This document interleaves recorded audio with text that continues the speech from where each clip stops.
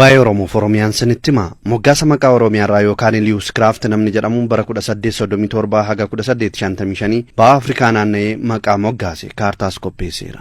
Oromiyaa har'aas Ormaaniyaa jedhee moggaasee ture. Bara 1970 keessa immoo biyya Oromoo jedhamee moggaafame. Achis bara 1976 keessa Oromiyaa akka jedhamu ta'eera. Kuushii fi Oromoo Lius Craft 1846 irraa fudhatame. Waa'ee afaan Oromoo yoo ilaalle immoo Afrikaa keessatti afaan Oromoon afaanota Haawuzaa fi Arabaa ta'anii sadarkaa sadaffaa irratti dubbatama. Afaanota Afrikaa 1000 ol ta'an keessaa afaan Oromoon kan bal'inaan dubbataman 5 keessatti ramadama. Afaanota Kuush 40 ol ta'an keessaa afaan Oromoon dubbatamuun tokkoffaadha. Afaan Oromoo saboonni kanneen akka Geediyoo, Sidaamoo, Hararii, Kambaataa, Somaalee, Atawaa, Bartaa, Halaabaa, Guraagee, Amaarrii fi kanneen biroon ni dubbatu. Kitaaba Tekle Saadiq Makuriyaa 1961 irraa fudhatame. Bara 1934 haga 1966 Afrikaa keessaa afaan Oromoon qofatu akka hin dubbatamne dhorkame. Afaan Oromoon yeroo jalqabaaf raadiyoon kan tamsa'e bara weerara Itaalii 1928 haga 1933 ture. Lexical Aspects of Oromoo Gerjaa Jiibii irraa fudhatame.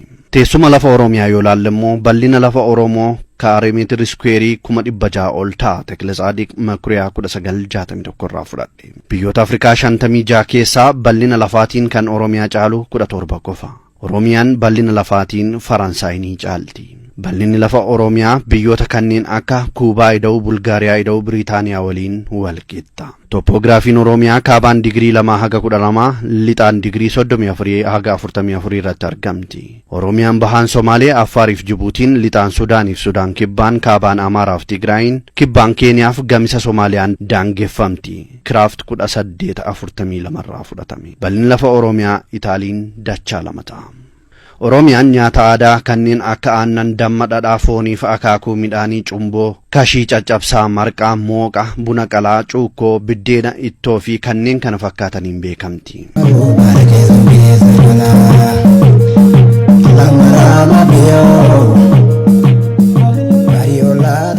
Qabeenya Oromiyaa yoo ilaalle immoo bineensota, haroowwan, lageen, warqii, meetii, bosona, holqoowwan, albuudota adda addaa fi kan kana fakkaatan Oromiyaan badhaateetti. Oromiyaa keessatti malli qonnaa 2dha irra caalaatti kan itti fayyadaman.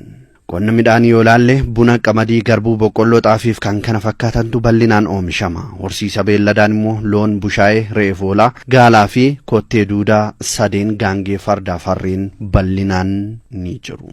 Haalli qilleensa Oromiyaa badda dareef gammoojjiidha. Baay'ina uummataa miiliyoona 40 olis ni qabdi Oromiyaan. Madda dhala namaan yoo ilaalame Kushatik jalatti ramadama. Horteen Oromoo jalqabaa Horoof Hawwanii jedhamuun beekamu. Mootiin Kuushota durii yeroo jalqabaaf hoogganan Amaarraanaa, Asiisii yookaan Ateetee fi Oosiriis jedhamu. Lius Craft 1846. Oromiyaan hawwata turistiin badhaatuudha. Holqa Soofumar, Dirree Sheek Huseen, Madda Walaabuu, Paarkii Diinshoo, Paarkii Awaash, Fincaa Asoor, Malkaa Qunxurree, Siidaa Aanolee, Siidaa Calangoo, Masaraa Kumsaa Morodaa, Masaraa Jimmaa Abbaa Jifaar, haroowwan Sulula Qinxaamaa, Dambal, Shaalaaf Abijaataa, Langaanoof haroowwan naannoo Bishooftuu fi kan kana fakkaatan keessatti argamti.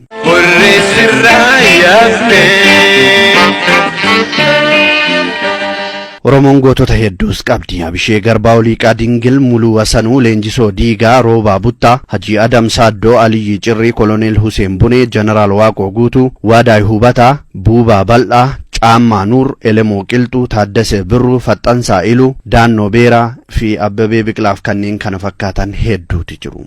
Oromoon sirna dimokiraasii, sirna gadaa adda ta'e ni qaba. Dhahaa Oromoo yoo ilaalle immoo addunyaan kalaandara guutuu fi hir'uu qabdi. Oromoon ammoo kalaandara lakkoofsa urjiif baatii qaraarratti hundaa'e qaba. Akka dhahaa Oromootti waggaan ji'oota 12, ji'i guyyoota 28 fi baatii waqtii 4 ganna birraa bonaa fi arfaasaa jedhee qooddata.